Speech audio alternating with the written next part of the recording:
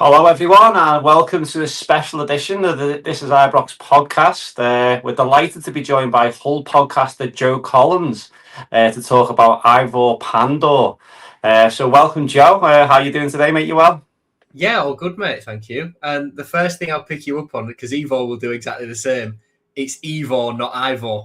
Okay. Our fans made the same mistake. It's Ivor. Okay, I'll bear that in mind because if we're ever in the press with him, we'll sometimes we get to ask a question or two, so I'll make sure we pick him up on that before he tells us. So yeah, good shout. But yeah, no, all keeping well, mate. And I know we've had a little chat offline there in regards to Hull, but Premier League bound. How's everyone feeling about that?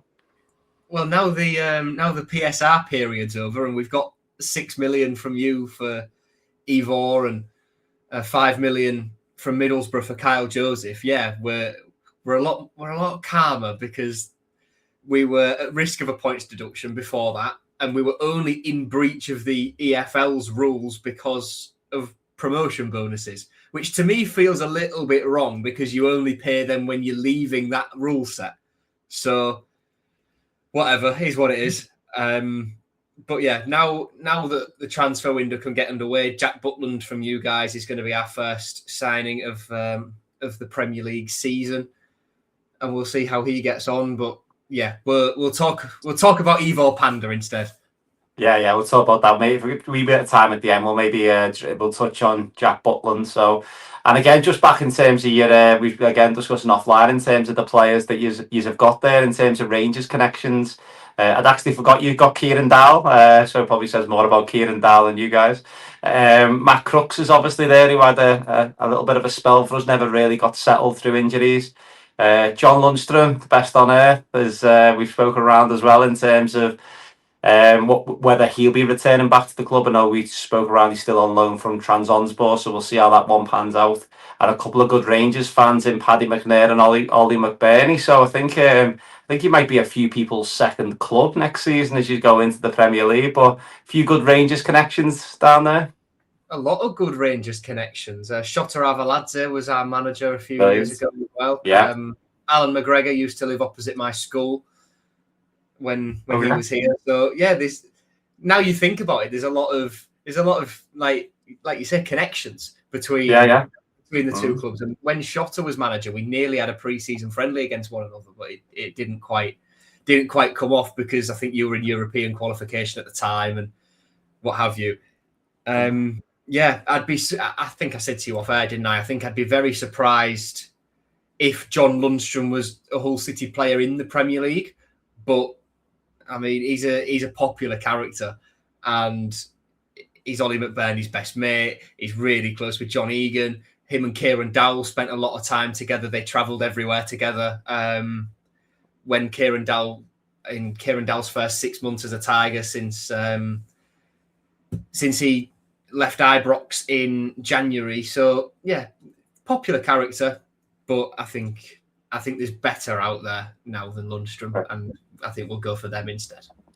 Yeah, no, I can understand that, mate. So jumping back to Ivor Pandur, you had Yelovich and Daniel Kuzans as well, didn't you? Jesus Christ, yeah. Yeah, just jumped into my head then. Yeah. Yelovich is our all-time Premier League top scorer still. Wow, okay. Yeah. Hopefully someone breaks that this year. Yeah, another good Croatian. So yeah, back to a more important Croatian right now. So Ivor Pandur. So I came through his homeland in Croatia before moves to Verona in Italy, then to Holland with Fortuna Sittard, before making the moves to yourselves. So what's his kind of journey and evolution been like with yourself, mate? So Ivor Pandur signed for us in January 24 when Liam Rossini was our manager. And it was a signing driven by the ownership rather than driven by the manager. Fortuna Sittard, for context, are owned by a Turkish businessman, Acun Ilıcalı, our chairman, big figure in Turkey. So that was why the deal was kind of done. And at that time, we had Ryan Allsop and Matt Ingram. So Pandur was coming in to be the third goalkeeper who wanted to be first choice. So it was a really competitive goalkeeping environment. He made his debut for us in a mid-season friendly against Curaçao. Wow, okay. Random. So memorable, in fact. I don't remember what the score was. Okay.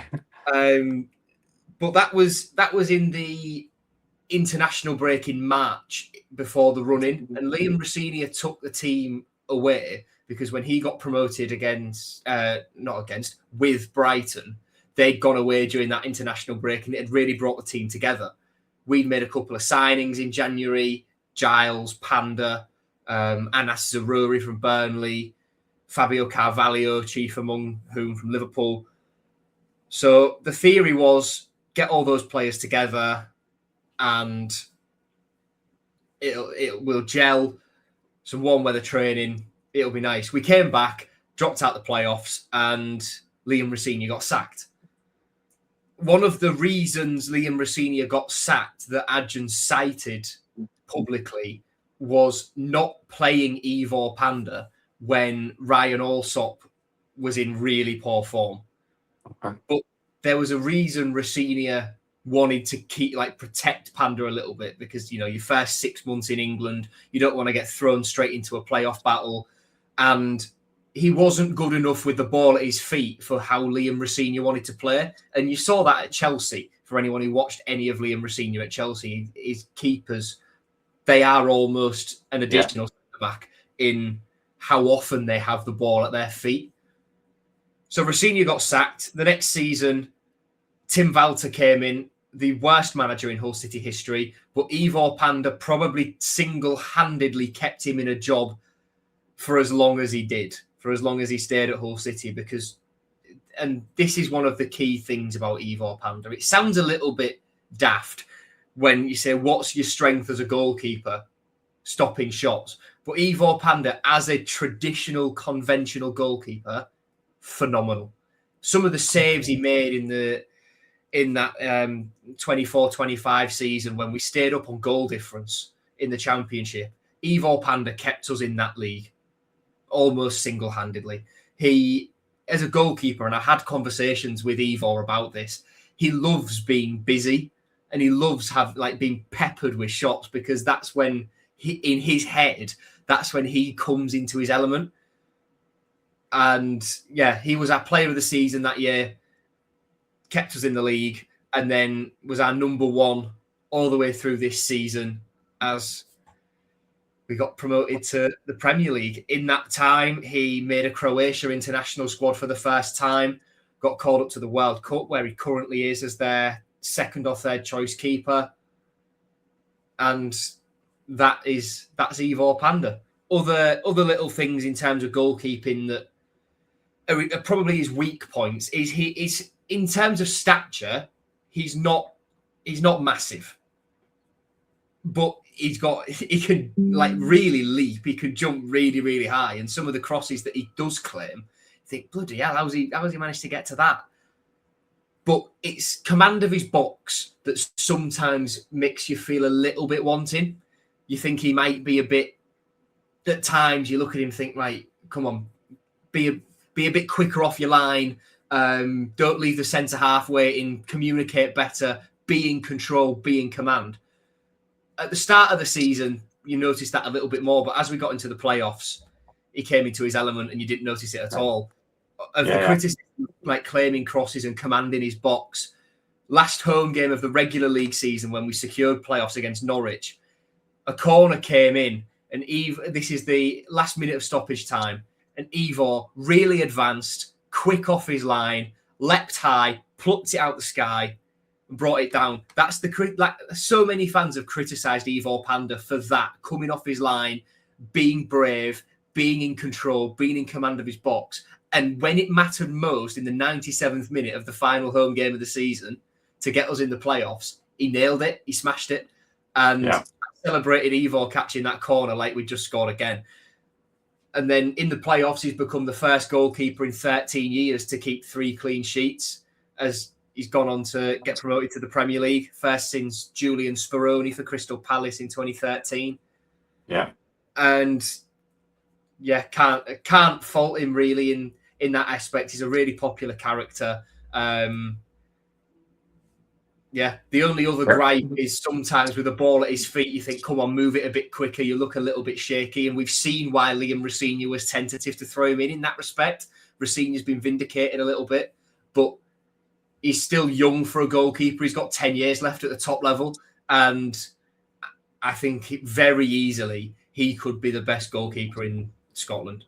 Very easily. Really? No doubt about that. No, it's interesting. I mean, it's obviously very, very complimentary there in terms of some of the stuff you said. You've touched on it there in terms of that was going to be one of my next questions in terms of strengths and weaknesses. Sounds very similar to Jack Butland, albeit, as you said there, you'd like to have thought some of the errors that we did see with Jack Butland, he'd have learned over time, and experience might have kind of helped with that.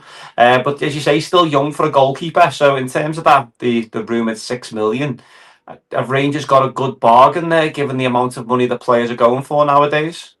He's got a good deal, definitely. Got a really good deal. Like you say, young for a goalkeeper, still got so long left at the top. Such a good shot stopper, such a good character to have around the place. And I know that's something that that Rangers really try and do, get good people in.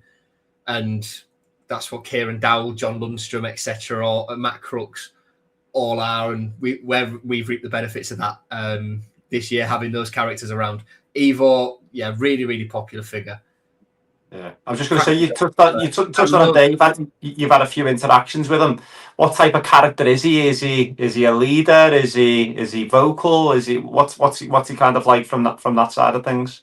He loves a little laugh and a joke, definitely. Okay. I was arriving at the ground at one point, not the season just gone, but season before. We're in that weird thing where you don't know whether to say last season or not now. Yeah. But I was just sort of stood talking to a couple of us were stood talking to someone. Ivor was signing autographs for a fan. As he walked behind us, he shouted, "Oh, here's the boys," and stuff like that. So he's a really, really good character. The players all absolutely love him. He loves a joke and a laugh, like I say. Love to lose him, but the situation going into the Premier League was we needed to raise a little bit of cash before we bought anyone in. Ivor's done that. It's a shame for him because I think he did deserve a shot at the Premier League, even as a backup goalkeeper, but needs must. He's going to a good club and he'll get the chance to play in Europe. And like I say, he'll be the best goalkeeper in Scotland, no doubt. Brilliant. So, okay, that's what we like to hear. But in terms of the Hull supporters, so obviously been keeping an eye on the social medias in terms of comments with it, and you can just see the Hull fans with all the kind of the face palm emojis and stuff. But is there?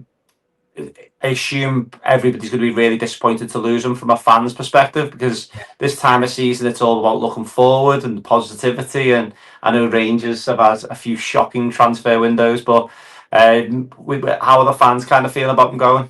Similar to you, would you say you're a good reflection of how they're feeling?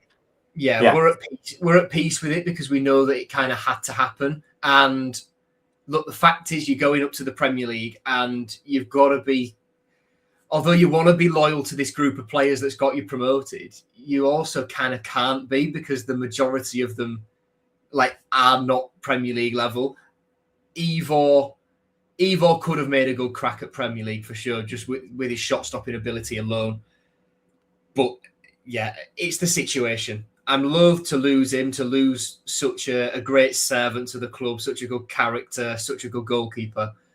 But I have faith in our recruitment team that we can replace him with better. Jack Butland's going to come in and likely be number 2. And I think for a team in a relegation scrap, I don't think you'll get a much better number 2 than Jack Butland, just because of the experience that he's got, the level he's played at, the fact he's been relegated from the Premier League before. He's been around those battles with Stoke, so he knows what it takes to be a solid, stable Premier League team and what being in a relegation fight is like. He can learn from that.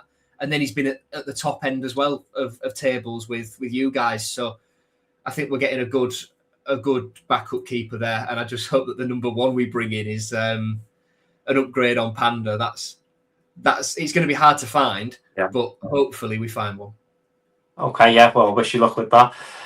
So in terms of the In terms of as you start to move into next season, you touched on there. Jack Butland looks like he's going to be making that move. One thing I would say about Jack Butland, one thing I don't think any Rangers fans would probably criticise about is his kind of off the field behaviour.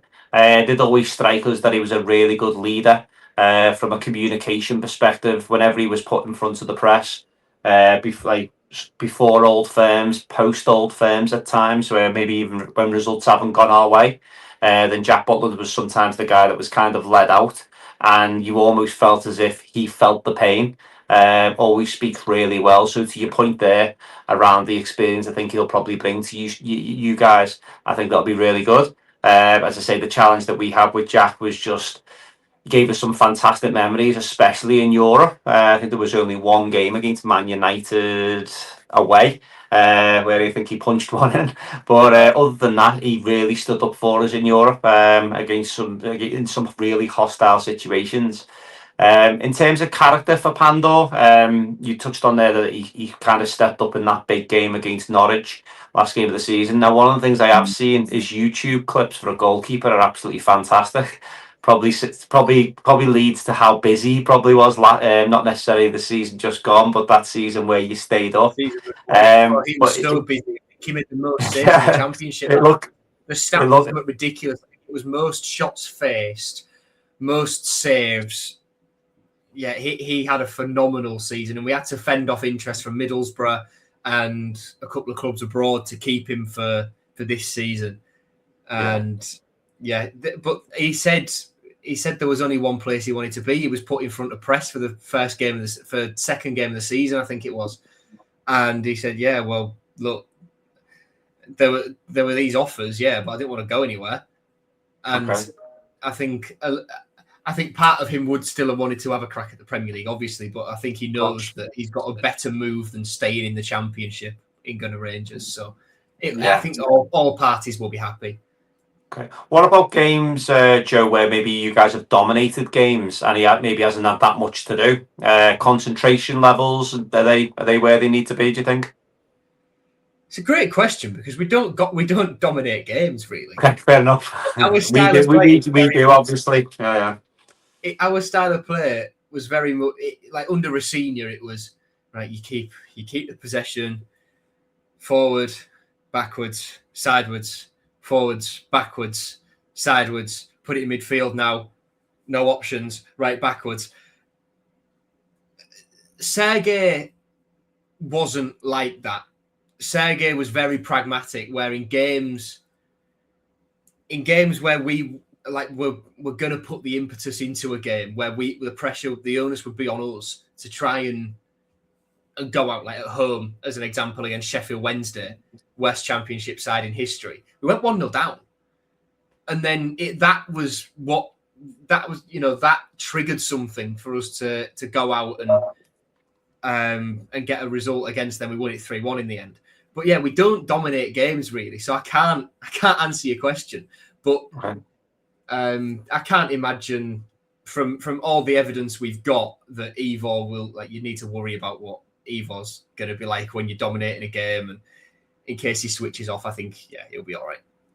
Okay, cool. No worries, mate. Well, it's one that I wasn't particularly excited about when the name came through, because it was like that. Oh, it's a Championship goalkeeper, but I think the more we've kind of seen of him in terms of the highlight clips, I think the fan reaction from Hull fans, and obviously the detailed view that you've just given us there, I think it's one that we should be excited about if we're not already. So get very excited about it for sure. Yeah, good. Like I say, good character, good goalkeeper. Yeah, you've got a good signing there. Super, excellent, mate. So no, I do appreciate your time in terms of you coming on into it. If anybody wants to kind of find you guys and what you guys do, where can we find you on the socials? Every Sunday on the To Hull and Back podcast. Even through this off season, we've been doing World Cup stuff, and they're not the greatest episodes. Don't get me wrong, but they're a good laugh to do. The World Cup ones. Once we get into the season, and as the Premier League takes its toll inevitably on all of us, because it's what happens to newly promoted sides. We'll be there on all your good podcast platforms. The To Hull and Back podcast, and you can find us on Twitter at Hull_and_back, and episodes are live on YouTube, to Hull and Back Podcast, the Twitter and the Facebook as well. Super. Okay, mate. Well, we'll get them. We'll get all them circulated because, as I say, I think there'll be a few Rangers fans next season keeping a close eye on how yous are getting on. And if you ever fancy a little chip up the road to see your old goalkeeper, then please reach out to us and we'll get all that sorted for you. So thank you for coming on. No worries. Thank you. Cool. All right. Well, enjoy your day. So everyone else, we will be back. This pod is being pre-recorded, so this will go out at some point today, which is Tuesday, and then the lads will be back with a pod on Thursday, and then all going well, we'll be back on Sunday as well. So there's never a quiet day in the world of Rangers. So thanks again, Joe, and I'll speak to you all soon. Cheers, guys.